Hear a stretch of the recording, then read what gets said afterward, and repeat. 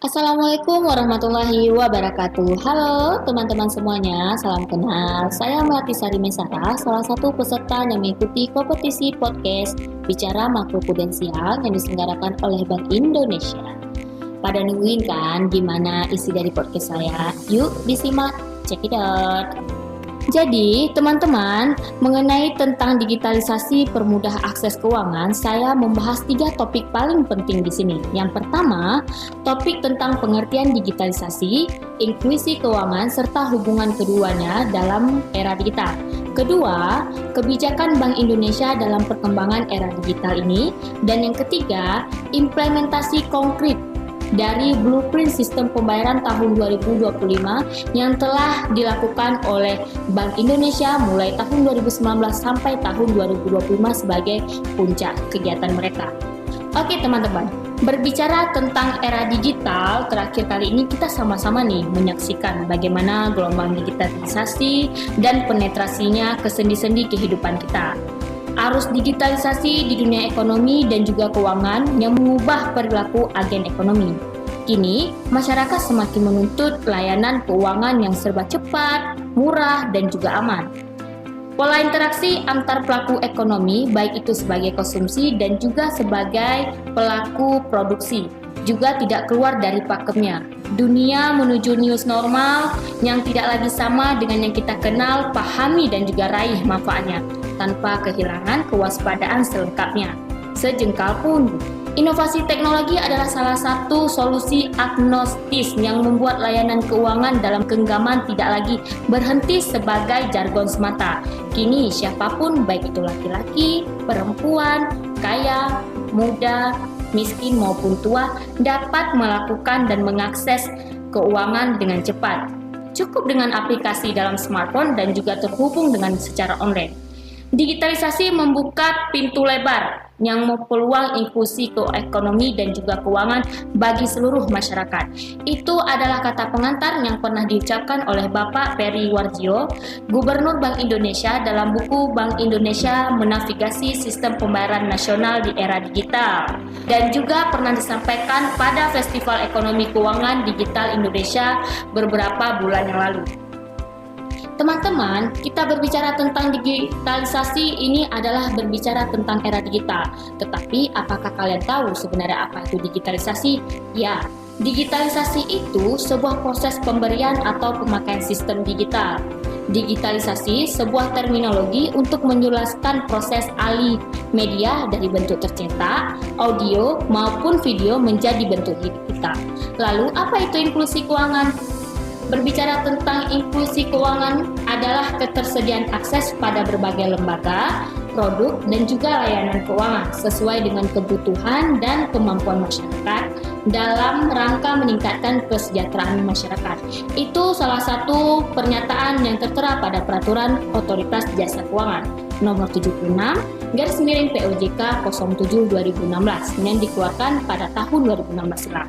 Selanjutnya, tidak hanya pada peraturan OJK loh teman-teman, ternyata dalam peraturan Presiden nomor 82 tahun 2016 juga membahas tentang strategis nasional keuangan inklusif, yang artinya sebuah kondisi di mana setiap anggota masyarakat mempunyai akses terhadap berbagai layanan keuangan yang formal dan juga berkualitas, tepat waktu, lancar, dan juga aman dengan biaya yang terjangkau sesuai dengan kebutuhan dan kemampuan masing-masing.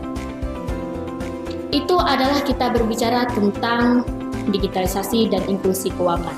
Hubungan keduanya sangat berhubungan ya teman-teman, karena jika kita berbicara tentang era digital ini, kecanggihan dan kecepatan internet ini memberikan kita untuk bisa tetap menyongsong bagian dari digital, terutama dalam mengakses keuangan yang cepat dan tidak mempunyai kendala, juga termasuk biaya yang terjangkau. Jadi di sini peran Bank Indonesia sangat membutuhkan dan juga sangat berperan penting terhadap perkembangan bagaimana digitalisasi ini dalam akses keuangan. Kebijakan Bank Indonesia dalam perkembangan era digital. Teman-teman pasti bertanya nih, apa sebenarnya kebijakan atau upaya yang telah dilakukan oleh Bank Indonesia dalam perkembangan era digital? Digitalisasi ini memang terus tumbuh nih sejalan dengan berkembangnya transaksi ekonomi dan keuangan digital, mulai dari akseptasi masyarakat untuk berbelanja secara daring hingga tren pembayaran digital dan transaksi digital banking. Perkembangan teknologi yang semakin pesat ini juga mendorong Bank Indonesia untuk mengambil langkah digitalisasi sistem pembayaran. Bank Indonesia mendukung upaya bersama dalam mengakselerasi digitalisasi ekonomi dan keuangan nasional melalui langkah-langkah percepatan digitalisasi sistem pembayaran. Di antaranya, pertama, mendorong akselerasi digitalisasi keuangan melalui Quick Respondent Kode Indonesia Standar atau QRIS, sekaligus mendorong kesuksesan Gerakan Nasional Bangga Buatan Indonesia atau GBBI. 2. Mempersiapkan fast payment 24/7 pembayaran retail menggantikan sistem clearing nasional Bank Indonesia atau SKNBI guna mempercepat penyelesaian transaksi. 3. Mendorong digitalisasi perbankan standarisasi Open Application Programming Interface atau Open API. Dan terakhir, turut mendorong elektronifikasi transaksi keuangan daerah.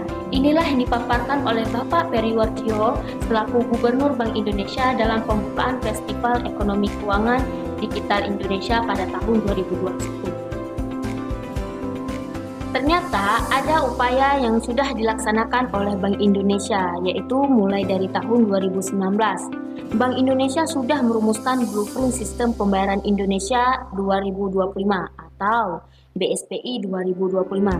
Teman-teman, tahu nggak apa itu BSPI 2025?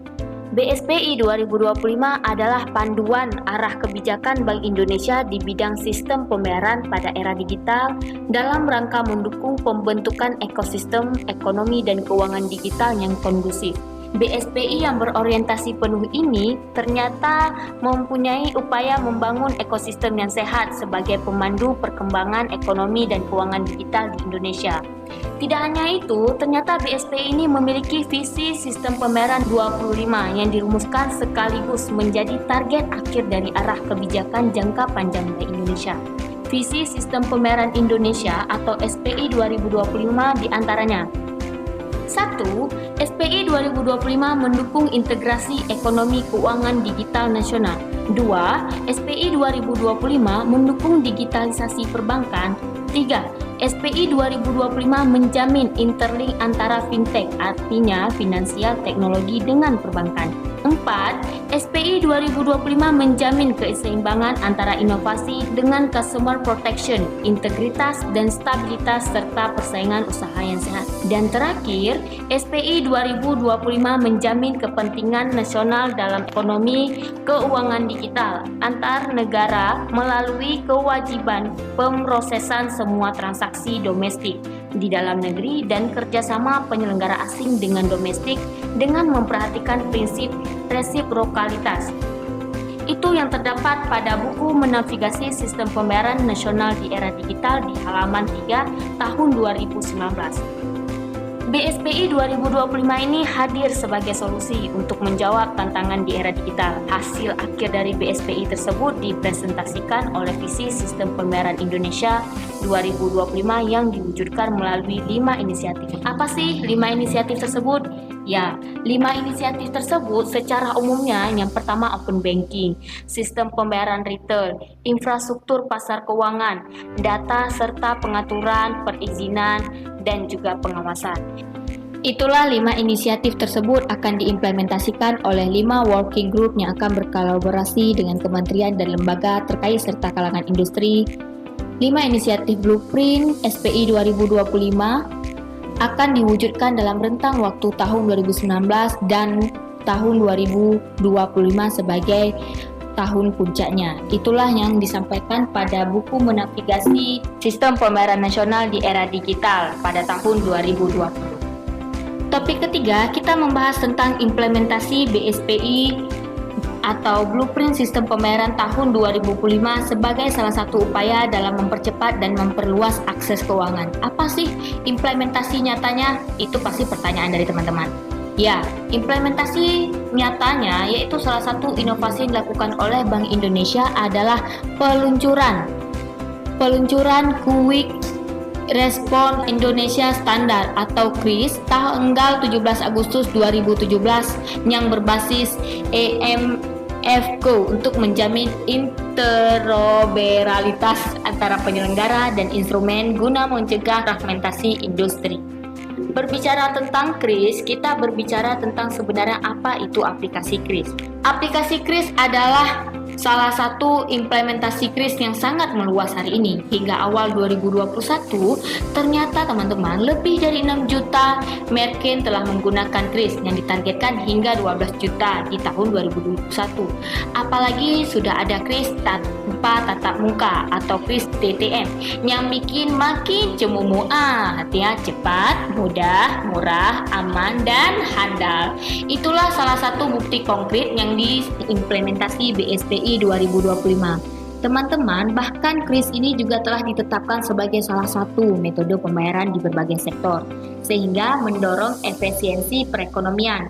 Manfaat yang diperoleh dapat digunakan untuk tiket elektronik pariwisata, pendidikan, pesantren, transportasi, parkir, retribusi elektronik pemuda atau pemerintah daerah, donasi sosial, dan juga keagamaan.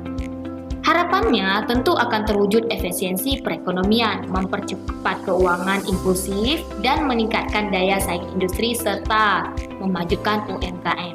Jadi, apapun metode bayarnya, tetap rupiah dong mata uangan. Sudah nggak ada alasan ya buat teman-teman nggak menggunakan rupiah, apalagi sudah banyak sekali pilihan metode transaksinya. Itulah salah satu nyatanya bahwa KRIS sebagai metode pembayaran pada saat era digitalisasi yang sangat berkembang. Teman-teman, dari beberapa topik yang sudah saya bahas, kesimpulannya adalah bahwa digitalisasi ini memberikan kita percobaan. Arti katanya untuk bisa menciptakan sebuah aplikasi yang murah, mudah, cepat, dan terjangkau biayanya dalam mengakses keuangan. Di sini, upaya yang telah dilakukan Bank Indonesia dengan merumuskan BSPI 2025 atau Blueprint Sistem Pembayaran tahun 2025 sebagai puncak waktunya. Dan hasil dari implementasi konkret dari perumusan BSPI ini adalah peluncuran Quick Code Response Standar Indonesia sebagai alat pembayaran digital.